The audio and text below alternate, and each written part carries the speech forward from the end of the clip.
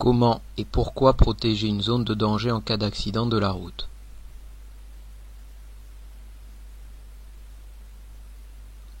En délimitant clairement et largement la zone de danger de façon visible pour protéger les victimes et éviter un suraccident. Quel comportement adopter en cas de diffusion du signal d'alerte du système d'alerte et d'information des populations? Se mettre en sécurité, s'informer grâce aux médias, respecter les consignes des autorités.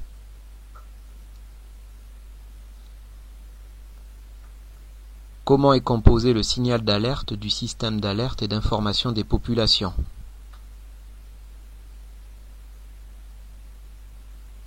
Le signal national d'alerte, variation du signal sur 3 cycles successifs. Le signal de fin, signal continu.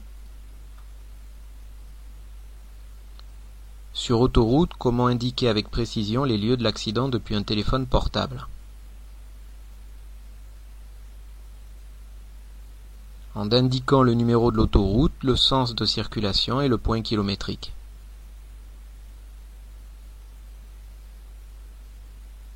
Comment vérifier la respiration d'une victime?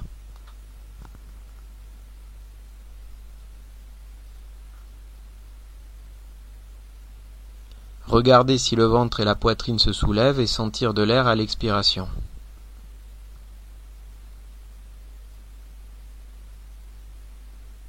Qu'est-ce qu'une perte de connaissance?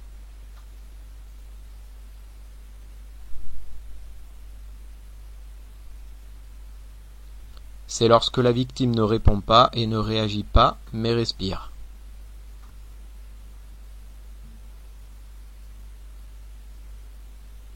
Si un dégagement d'urgence de la victime est nécessaire, où doit-elle être déplacée?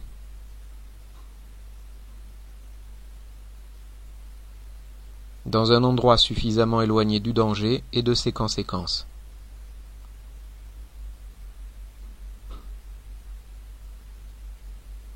En cas de panne ou d'accident, quel équipement de sécurité doit être porté avant de quitter le véhicule? Il faut porter le gilet de haute visibilité avant de sortir du véhicule. Le terme gilet jaune est autorisé. Pourquoi l'alerte auprès des services de secours doit-elle être rapide et précise?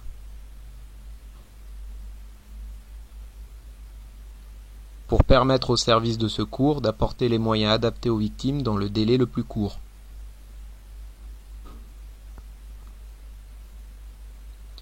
Quels sont les numéros d'urgence à composer?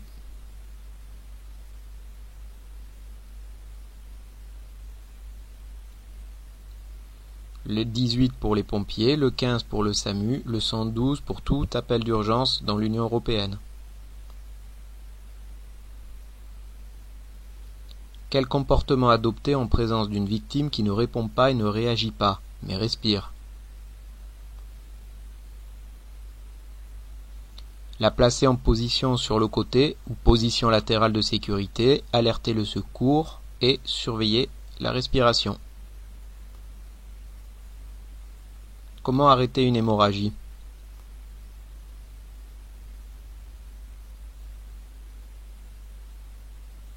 En appuyant fortement sur l'endroit qui saigne avec les doigts ou avec la paume de la main en mettant un tissu propre sur la plaie. Hors autoroute ou endroit dangereux en cas de panne ou d'accident, où doit être placé le triangle de présignalisation? Le triangle doit être placé à une distance d'environ 30 mètres de la panne ou de l'accident, ou avant un virage ou un sommet de côte. Quelles sont les conditions pour réaliser le dégagement d'urgence d'une victime en présence d'un danger réel? La victime doit être visible, facile à atteindre et rien ne doit gêner son dégagement. Il faut être sûr de pouvoir réaliser le dégagement. Quelles sont les 3 informations à transmettre au service de secours?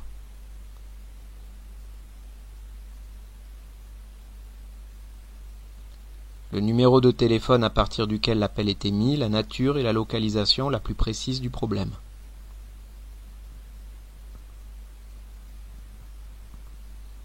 quel moyen doit être réalisée l'alerte des secours?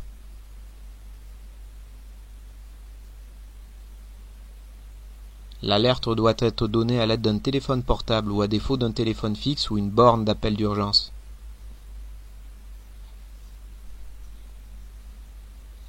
Quel comportement doit-on adopter en présence d'une victime en arrêt cardiaque?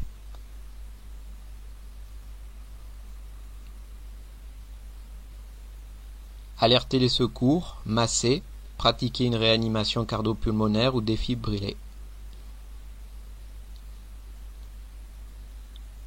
Dans quel cas peut-on positionner une victime en position latérale de sécurité?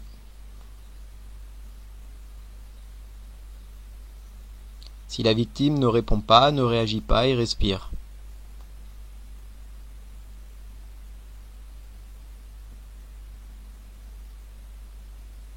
Dans quelle situation peut-on déplacer une victime?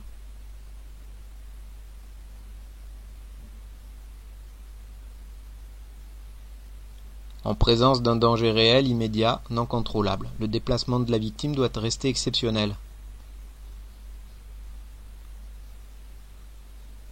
Quel est l'objectif du signal d'alerte et d'information des populations?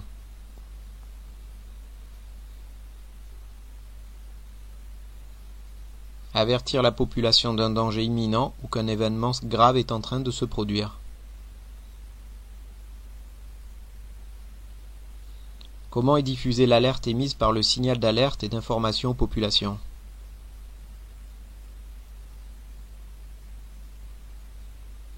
Grâce aux sirènes, aux médias tels que Radio France et France Télévisions ou encore grâce à l'application SAPE.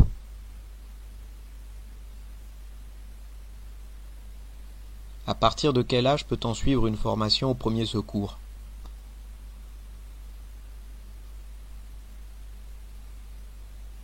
À partir de 10 ans.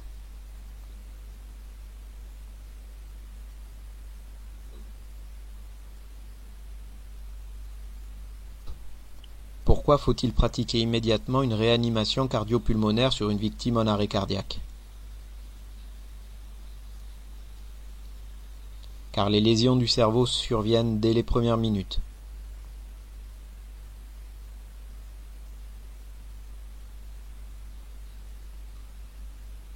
Lors d'un appel avec les services de secours, pourquoi devez-vous attendre que votre correspondant vous autorise à raccrocher? Car il peut nous conseiller ou nous guider dans la réalisation des gestes à faire ou ne pas faire jusqu'à l'arrivée des secours.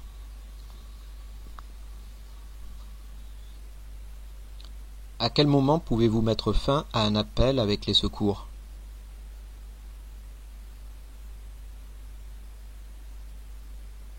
Uniquement lorsque notre correspondant nous invite à le faire.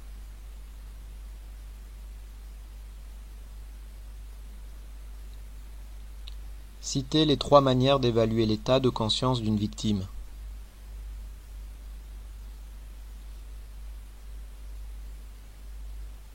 Lui poser des questions simples, lui secouer doucement les épaules, lui prendre la main en lui demandant d'exécuter un geste simple. Quels sont les risques pour une personne en perte de connaissance qui est allongée sur le dos?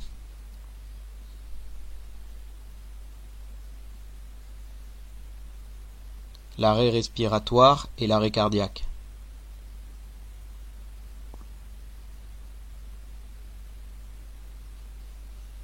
Pourquoi l'alerte auprès des services de secours doit-elle être rapide et précise?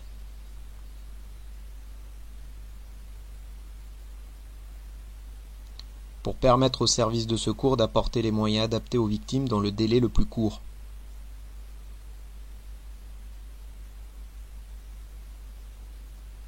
Pourquoi ne faut-il pas laisser une personne en perte de connaissance allongée sur le dos?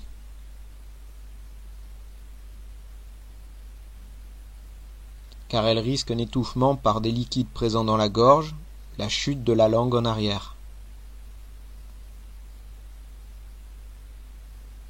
L'utilisation d'un défibrillateur automatisé sur une victime qui n'est pas en arrêt cardiaque présente-t-elle un risque? Non, car le défibrillateur se déclenche uniquement quand la victime est en arrêt cardiaque.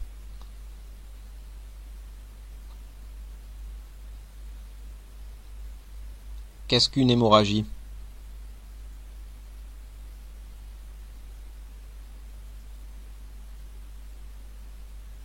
C'est une perte de sang prolongée qui ne s'arrête pas. Elle imbibe de sang un mouchoir en quelques secondes.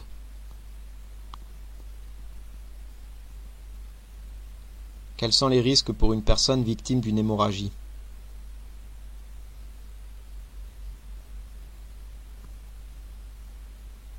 Entraîner pour la victime une détresse circulatoire ou un arrêt cardiaque.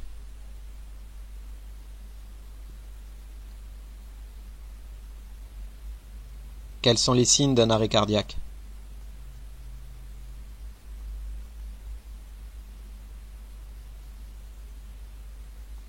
La victime ne répond pas, ne réagit pas et ne respire pas ou présente une respiration anormale.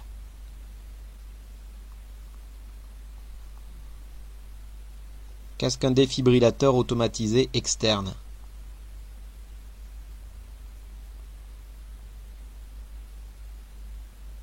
C'est un appareil qui peut permettre de rétablir une activité cardiaque normale à une victime en arrêt cardiaque.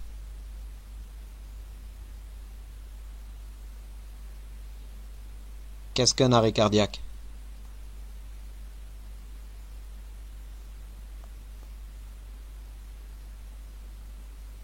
Le cœur ne fonctionne plus ou fonctionne d'une façon anarchique.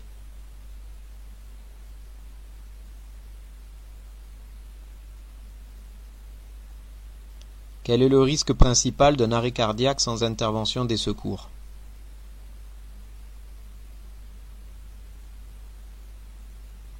La mort de la victime qui survient en quelques minutes.